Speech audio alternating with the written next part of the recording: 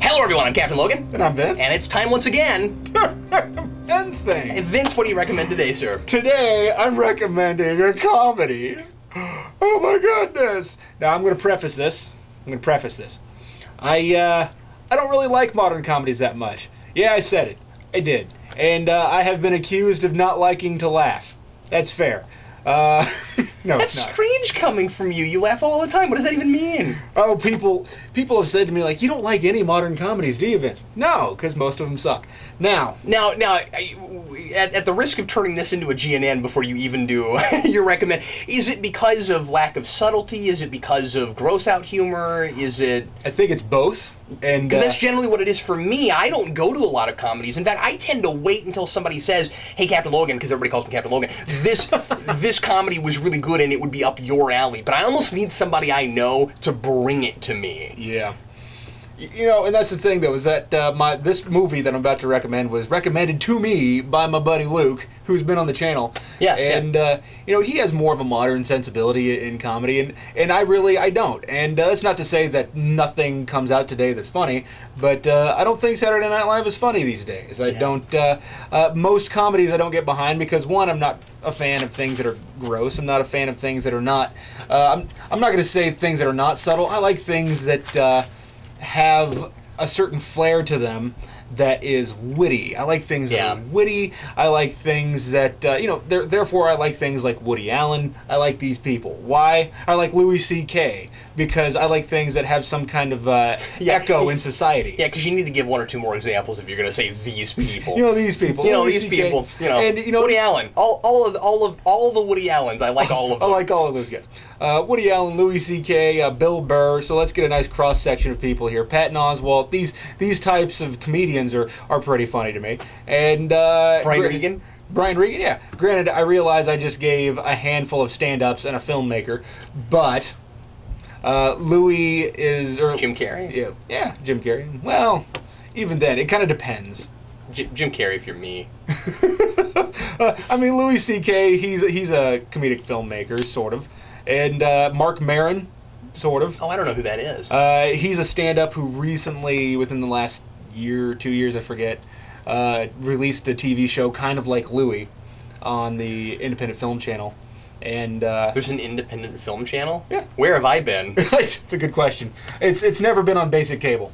So, Vince, he sounds like a stand-up guy.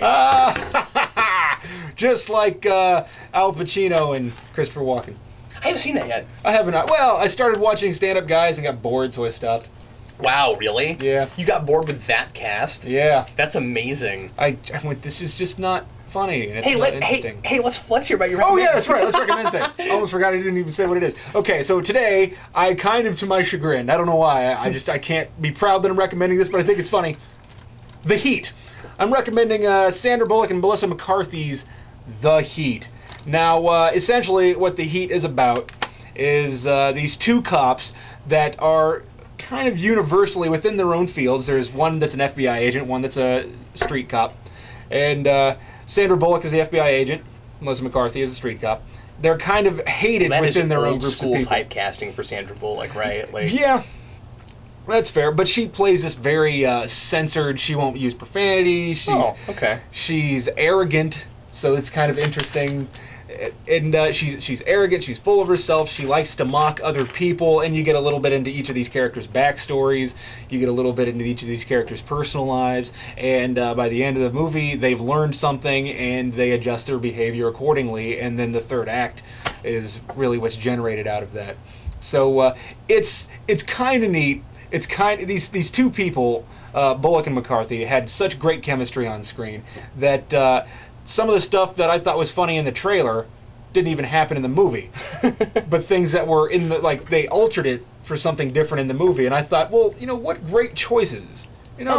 These people, they improv'd a little bit, to my understanding, or at least it looked like it, because some of the stuff that ended up in the trailer was in the movie but not in the movie. You know what I mean? Yeah. Same scenes, different thing. Different take. And yeah, exactly. Different take. And it was fun. It was funny. And yeah, you're right. Unless there's entire rewrites, that usually happens because they're improvising. Usually in a comedy, that would be what it was. Yeah. And it's fairly common. And so the thing that made me go, I'm not sure I want to see this movie, is I'm not sure how to pronounce this gentleman's name, from Paul Feig or something like that, the director of Bridesmaids. Now, I don't know if you've seen Bridesmaids.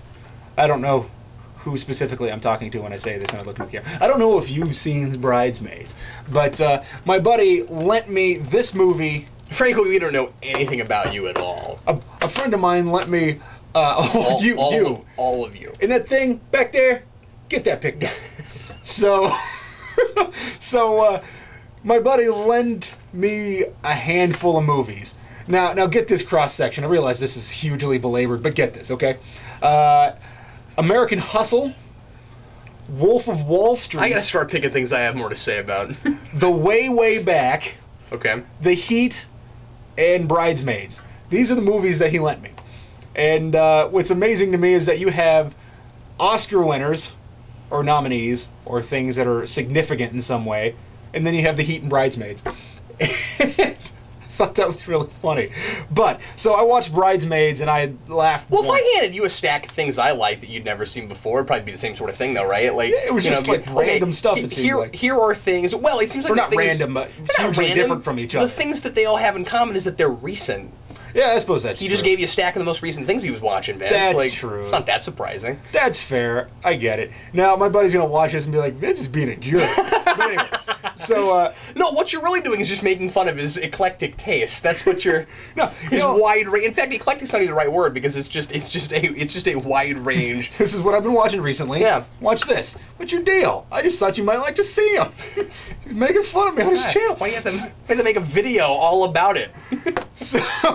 So I liked The Heat because there's some charming stuff, there's funny stuff, it follows Hollywood conventions. So why do you say you're not proud of it? Is it because it's too conventional? Or? It's pretty conventional. That's why I'm not proud of it. And one, I was really uncertain about watching this movie because Bridesmaids was such an awful movie, so unfunny and just disgusting. Now.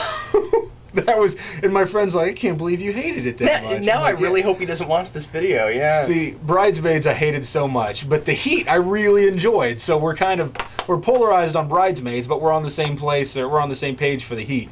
And the other movies he handed me I liked quite a lot. So, anywho, this is good. Even though it's from the guy that made Bridesmaids, this is good. I think it's kind of fun. Oh, well, at least, those two movies have that in common. I'm always kind of surprised, Vince, when I watch something that is really standard and typical, but I walk away really liking it anyway. Yeah. And I can enjoy that experience, where you're like, okay, this is conventional, it's kind of formulaic, but then despite all of that, you couldn't help but enjoy it anyway, and you're like, wow, how was I? Because I always talk about how the magic of storytelling is in manipulation, and you walk away and you go, wow, my sensibilities were completely manipulated by that. I shouldn't like it, but I did anyway. And also that's the difference between something is good piece of art and I liked it. We always talk about that. So yeah, I don't know. I kind of enjoy that experience where it's like, yeah. I feel like I've seen this movie 1,000 times, but I like it anyway. Yeah, and I think that's really, for this movie, attributable to Bullock and McCarthy's charisma. What do they call that? Chemistry. Yeah. Chemistry. Charismatic chemistry, Vince. Indeed. Yeah. They work together so well in this movie, and I think that's what made me enjoy it. I want to like Melissa McCarthy because I think she is funny, but I just don't think the things she is in. I don't think the things she be in are normally funny. So, take that. Okay, well, today I'd be recommending something that is not going to take as long to talk about. I need to start, when you pick movies, I need to start picking movies or books because we'll have a 15-minute recommend and mine's 3 minutes because there's just not much to say. Today I'm going to recommend something that I don't think I've recommended before. I forget. Today I wanted to mention the Star Trek: The Next Generation 25th Anniversary Pez dispenser box. Just the box, the Pez inside, man. Just the whole package, Vince. So a few years before this came out what, 2-3 years ago. Before this came out, there was another box just like it for the original series. Oh, yeah. And before that, growing up, seeing all the Star Wars Pez's coming out, I was always kind of miffed that Pez didn't have the Star Trek license, because I was like, well, you can do it with Star Wars. There really ought to be Star Trek Pez dispensers, you know. Yeah. And finally, we have them. And then a little later, they put out the for the 25th anniversary the TNG ones. Now, these look pretty good, and I like the choices. So we've got Data, we've got Riker, and then next to him we have both Locutus and Picard standing next to each other, which I think is kind of hilarious. It's like okay, so you got Picard and Borg Picard, and they're buddies now, and they just stand next to each other. Why can't we be friends? If it were me, and I know this sounds dumb because you can just open this thing, but like if you're gonna keep it as like a display, I think it's kind of silly to put them next to each other. I would have put one on the other side, I think, but you could open it and slide it back in. But anyway, yeah, I guess you could do that. Well, no, you couldn't because they're. Well, you put it in the Geordi spot because they have cutouts that are the shape of the heads of the people that you're looking at. But anyway, so then everybody looks okay except for Troy. Troy looks ridiculous. She kind of does. She looks like she's doing this. I don't know why she's looking up at the sky. She's got this whole like ditzy expression on her face, and she doesn't look. She's rolling her eyes at Borg, Picard, and Picard being friends. She doesn't look anything like Marina Sirtis. I don't know what was going on there. It's almost as if whoever sculpted that was like, yeah, people think that character's irritating, so we're gonna make it look really dumb. I don't know. Like Worf looks fine, Geordi looks fine. Picard looks stern in a hilarious sort of way. But anyway, no, I think this is cool. I had one of these. When it first came out, and then Jason, being I think he was young, he was a year and a half, 2 years old, when I wasn't looking, opened it, and popped them all out and started playing with them, and I was like, oh man, now I don't have one in the display. So this weekend, I guess my mom was visiting my brother in Arkansas, and she found one and bought me another one. So now I have one in the box again, but which is the only reason I decided to recommend this because I've got one in the box now. But I've given this away at Star Trek Club probably 3 or 4 times. People keep bringing them in, and we give them away. But anyway, so yeah, that's all I have to say about it. If you're a Star Trek collector, this is a thing you may or may not have known about. Probably knew about it, but I thought I'd mention it anyway. And I don't know. I used to collect Pez dispensers hardcore. I don't know if you knew that. When I was growing up, I had a big Pez dispenser collection. I've since gotten rid of a few of them. I think at one point I had a yard sale and I sold a few, and I don't collect them like I used to, but sometimes when collector sets come out, I get them.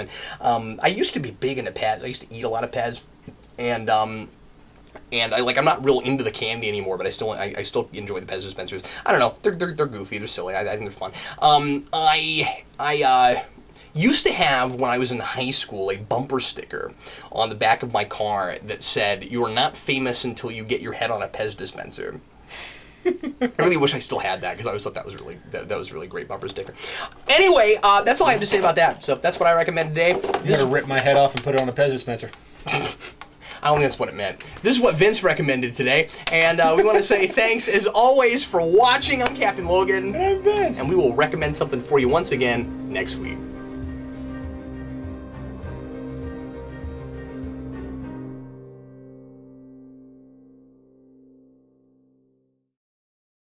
Look, that is unacceptable. Yeah. Vince was right about that thing. That's what you're talking about, right? No, it's over there? Yeah. Oh, that's worse. Yeah. Well, but I mean, while you're at it, right? Like,